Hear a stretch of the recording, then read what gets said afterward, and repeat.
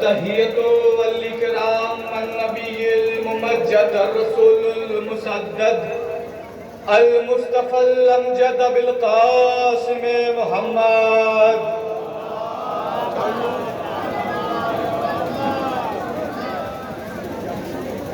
بسم الله الرحمن الرحيم. ان الدین عند اللہ الاسلام. صلوات. بابا سے بلند.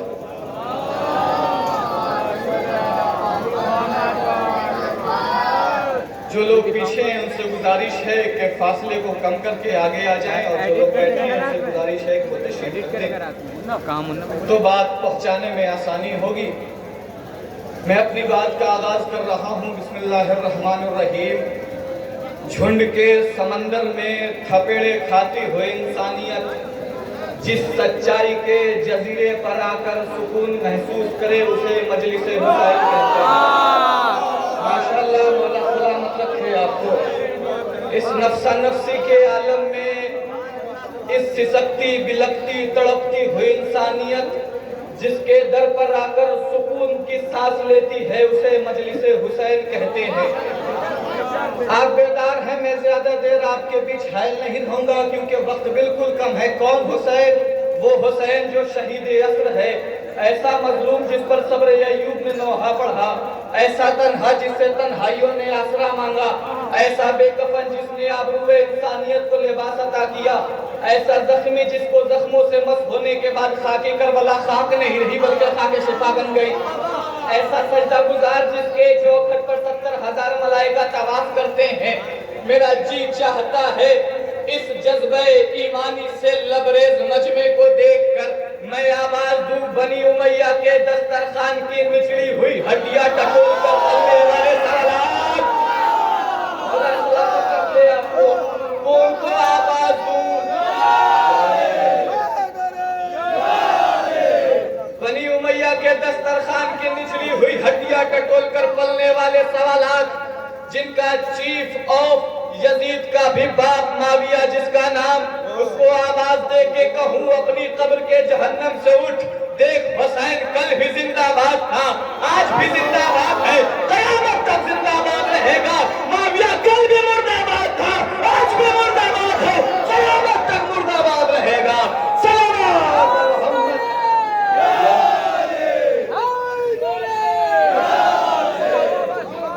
وہ کل بھی مردہ باد تھا، آج بھی مردہ باد ہے، قیامت تک مردہ باد رہے گا.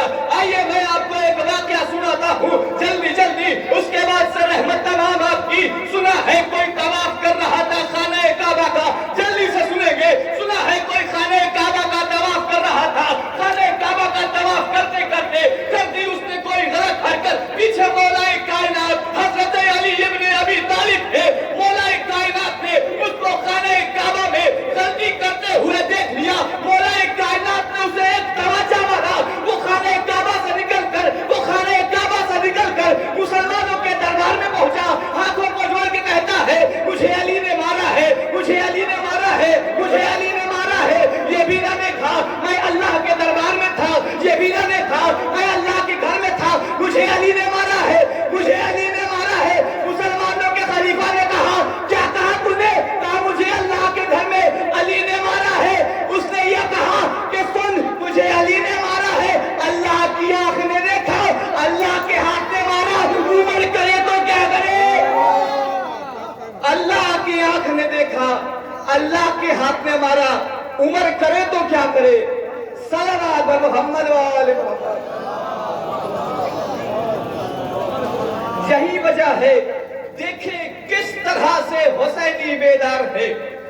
بس چند لمحے اور میں اگر آپ سے ایک سوال کروں کہ بھیا اس پورا شوم ماحول میں آپ عزاداری کر رہے ہیں، کیا آپ نے عزاداری کا حق ادا کر دیا؟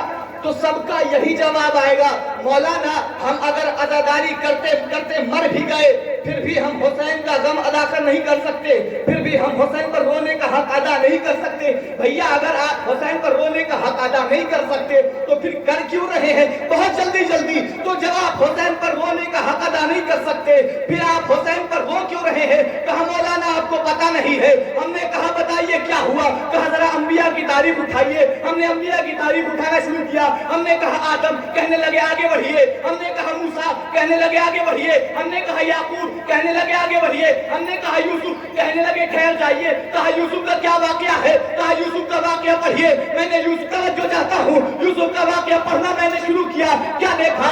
یوسف بادشاہ مصر کو یوسف کو خریدنے کے لیے بادشاہ مصر تک آ گیا، لیکن وہی یوسف کو خریدنے کے لیے ایک بڑھیا ذرا سا اپنے دامن میں ذرا سونا لیے ہوئے، ذرا درہم و دینار لیے ہوئے یوسف کو خریدنے کے لیے پہنچی۔ پیچھے سے ایک شخص نے ہاتھ پکڑ لیا، کہا بڑھیا تو پاگل ہو گئی ہے، یوسف کو خریدنے کے لیے بادشاہ مصر تک آ گیا، تیری کیا اوقات تو بڑھیا کو خرید سکتی ہے؟ تیری کیا اوقات تو یوسف کو خرید سکتی ہے؟ بڑھیا تیری کیا اوقات تو یوسف کو خرید سکتی ہے؟ بڑھیا نے کہا پاگل میں نہیں، دیوانہ تو ہو گیا ہے، میں جانتی ہوں میں یوسف کو خرید نہیں سکتی، یہ سوچ کے جا رہی ہوں تاکہ یوسف کے خریداروں میں نام آ جائے۔ اے حسین، ہم آپ پر رونے کا حق ادا نہیں کر سکتے، یہ سوچ کے رو رہے ہیں تاکہ عزاداروں میں نام شامل ہو جائے۔ اے حسین، ہم آپ پر رونے کا حق ادا نہیں کر سکتے، لیکن یہ سوچ کے رو رہے ہیں تاکہ ہمارا عزاداروں میں نام شامل ہو جائے۔ بہت کچھ لے کے آیا تھا، لیکن وقت پیروں میں سکڑی بن کر موجود ہے، کیا کر سکتا ہوں؟ یہی وجہ ہے کہ سن 61 ہجری کو حسین نے مدینہ کو الوداع کہا۔ میرا جی چاہ رہا ہے، میں سوچ رہا تھا کس کا مصائب پڑھوں، دل سے ایک آواز آئی اکرم اس کا مصائب پڑھ جس کی آس پر زینب نے مدینے کو الوداع کہا تھا، اس کا مصائب پڑھ جس کی شہادت کے بعد سکینہ نے کبھی نہیں کہا مجھے پیاس لگی ہے، اس کا مصائب پڑھ جس کی شہادت کے بعد زینب نے کہے بیویو میں اپنا وعدہ واپس لیتی ہوں، کیونکہ جس کے سہارے میں نے وعدہ کیا تھا وہ اب جا رہا ہے کربلا میں مرنے کے لیے۔ اجرکم اللہ زہرا، خدا آپ کو کوئی غم نہ دے سوائے مظلوم کربلا کے۔ ہاں آپ کی آواز بلند ہو گئی۔ ایک مرتبہ جناب عباس نے ہاتھوں کو جوڑا اور ہاتھوں کو جوڑ کے کہتے ہیں مولا مجھے مرنے کی اجازت دیجئے، مجھے مرنے کی اجازت دیجئے، مجھے مرنے کی اجازت دیجئے۔ امام حسین نے کہا بھیا عباس تمہیں مرنے کی اجازت کیسے دے دوں، تم تو میرے قافلہ کے علمبردار ہو۔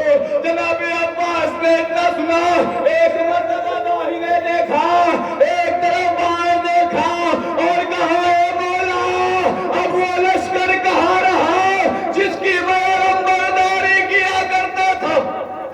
اجرکم اللہ زہرا، خدا آپ کو کوئی غم نہ دے سوائے مظلوم کربلا کے۔ جناب عباس کے پاس جناب سکینہ آئی اور سکینہ سوکھی سی مشک لے کے کہتی ہے چچا مجھے بہت پیاس لگی ہے، چچا مجھے بہت پیاس لگی ہے۔